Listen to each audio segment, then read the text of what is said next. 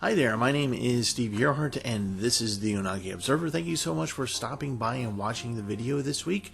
This week we're going to do a little bit different. I decided that for this month I wanted to do a review of a yaoi anime and a yuri anime.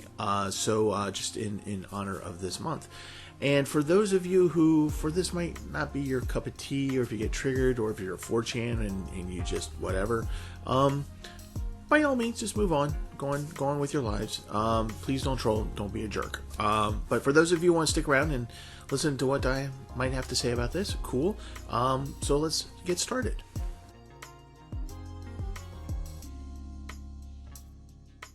So the yaoi animation that I'm going to talk about today is going to be Gravitation. So how did I find this? How did I get into watching a yaoi romance?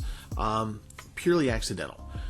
2004, went to Otaku for the very first time, thoroughly enjoyed it. One of the videos I saw was actually a really bad anime called DNA Squared, but it had an awesome intro song, and it was Blurry Eyes by Larkin Cell. Now, at this point, you're probably going, well, what does that have anything to do with Gravitation? I'll get there in a second. So I really enjoyed the song. I am a music person. I really enjoy music. You should see my collection. It's just weird and just eclectic and all over the place. I got commercial stuff, oddball stuff. I just love music, and I really liked this song. And I realized I knew nothing about J-pop, so it sent me down the rabbit hole of J-pop. And after a while, I was like, okay, you know what? Maybe I should watch some anime that is about the J-pop industry. So of course, went online, looked it up, and found that Gravitation was on a few of the lists. So I was like, okay, well, let's give that a try and see what happens. And looked to download it, looked it on YouTube, couldn't find it, found some other things, but couldn't find that. And so finally in 2005, when I went to the Media Blasters table in the dealer's room, I bought the actual full season. I had intended to only watch the first 3 episodes to see whether or not I like it, but that's what I could get, and I got it for $10. My first clue should have been that it was Media Blasters. Media Blasters sell kind of unique stuff, from fairly benign like this, Gravitation, to really hardcore stuff. The folks there at Media Blasters are kind of dead inside, so they probably just, when they sold me this thing, the guy was probably going, oh, so this is what the big guy's into. Okay, whatever. Here you go. So anyway, so I bought it, brought it home, and I watched it. And I thought I was watching an anime about the J-pop music industry, how this band is getting into it, because that's what I read. Well, I didn't read the entire blurb. If I had read the entire blurb, I would have understood that this was not about the J-pop record industry, but it was more about a yaoi romance. I probably may not have gotten it, because that's not what I was aiming for. But this is what I got, so this is what I went through. And so I didn't realize that until the elevator kamikaze kiss moment. And I was like thoroughly confused. And then I read the rest of the description. I went, yaoi. Got it. So, but it was an interesting enough story that, and again, I want to give a series more than one episode to see if it actually hooks me and drags me in. And Gravitation did do that. So let's talk a little bit about some of the stats of Gravitation. The manga came out in 1999. I'm going to warn you that the character designs are pretty much the same between the manga and the anime, except for Shuichi, which is the main character. His character design in the manga looks completely different. Looks totally different. And the anime came out in 2000, ran 2000, 2001 in Japan, and then of course released later on. And it's one of those series where it has multiple directors for each of the episodes. And one of the interesting things that I didn't know, being a big Cowboy Bebop fan, was that Watanabe directed one of the episodes, but it doesn't tell you which episode that he directed. Actually, he directed more than one episode. I think it was 3 of them, but I don't know which 3. So anyway, so that's kind of an interesting little note. Again, it's classified as boys love. The reason why I say it might be a misclassification is because the characters in both the manga and in the anime are older consenting adults. They're about 19, 20 years old. The main character is 19. His friend, I think, is 20. And the relationships that happen within that age group, young to late 20s. So this is not a boy love high school story. This is an adult relationship. That's why I call it yaoi as opposed to boys love. So just know that.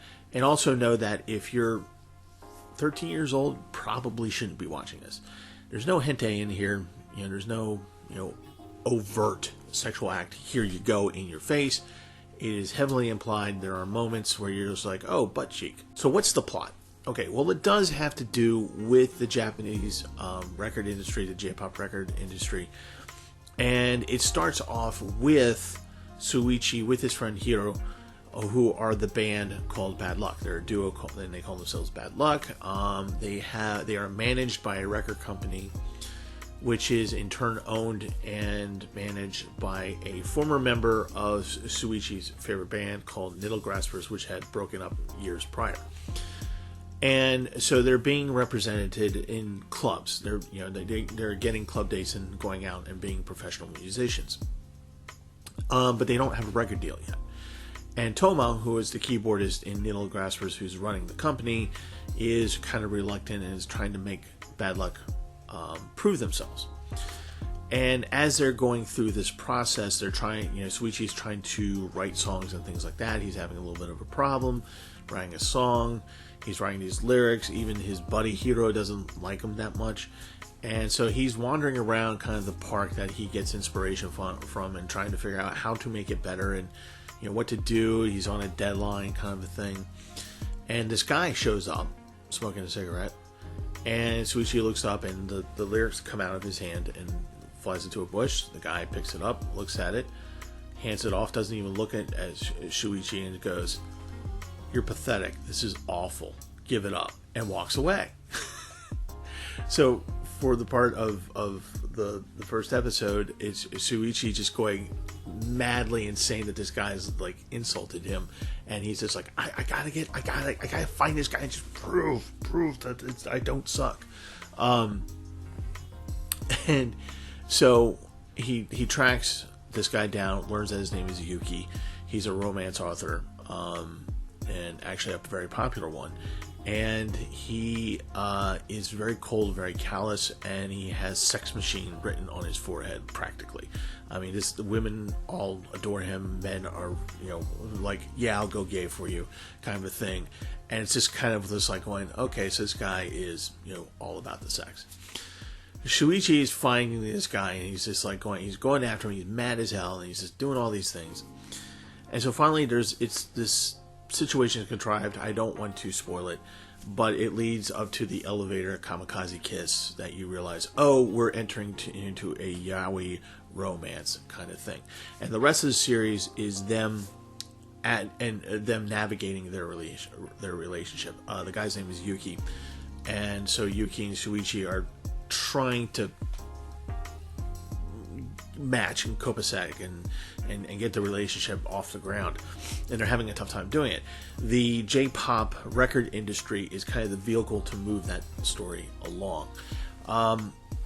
There's another band involved, which are the bad guys. They're the direct competition to Bad Luck. They tried to sabotage Bad Luck. Things interrupt the relationship, and things are silly. This is a silly anime. Things like Shuichi is a silly person.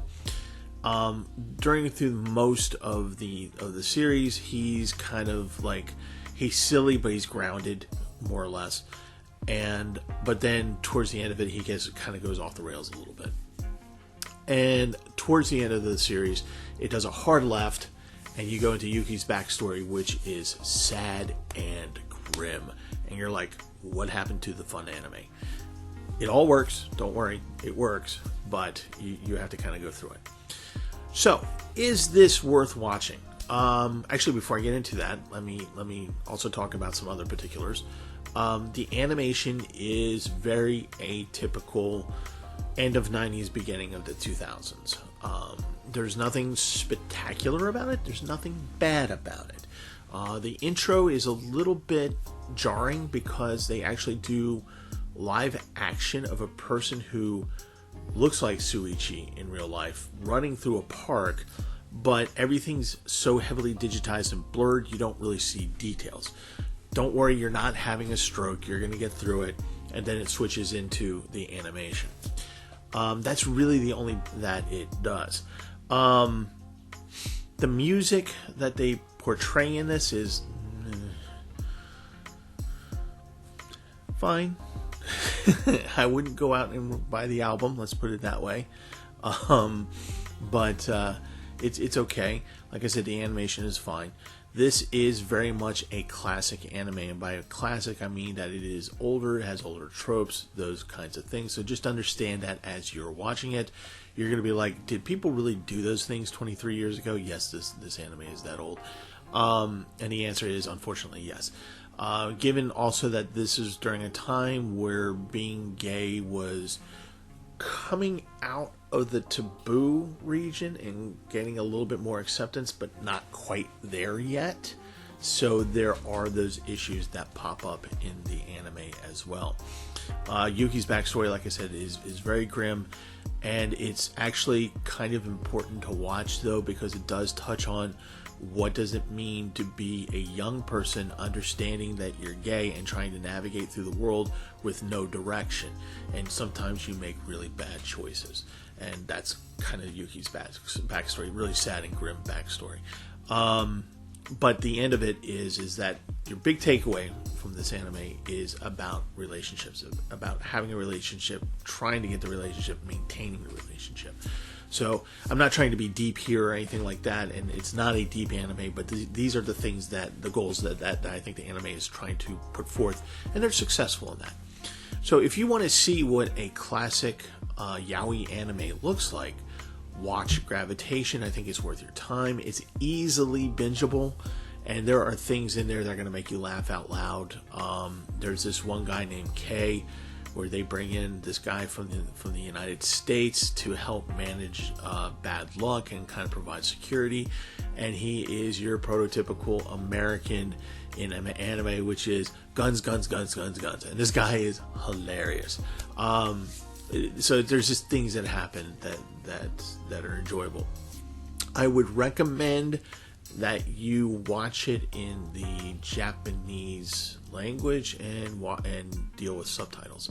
The English dub is not that good, which is a little bit surprising because there are actually some names in there, and one of them is the guy who did the voice of Tenchi Muyo, and you're going to get annoyed by him, because he does a really bad job of doing Suichi's voice. So watch the subtitle version.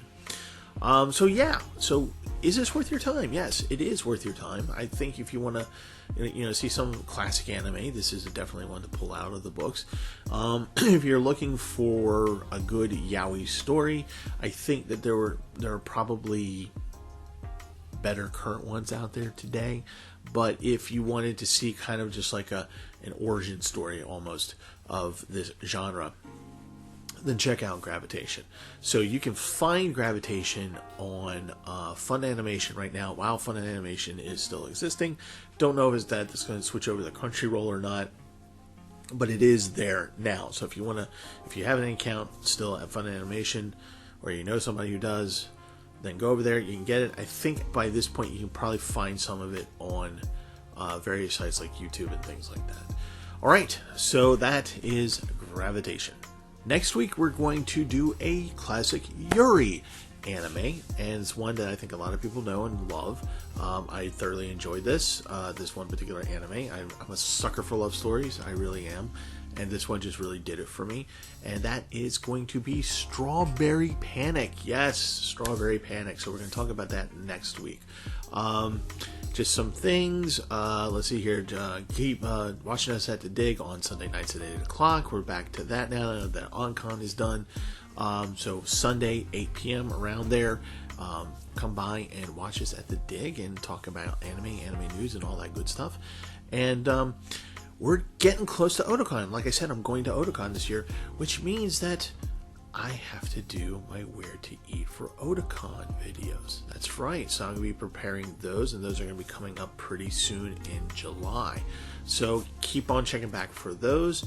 And on a final note for this video, I hope you enjoyed last week's video of the really hastily made AMVs. I hope it wasn't too awful. I just needed some time to rest and recharge. So anyway, that's it. Do what you guys need to do to stay safe, to keep away from the COVID. And yeah, love you guys, and I'll see you next time.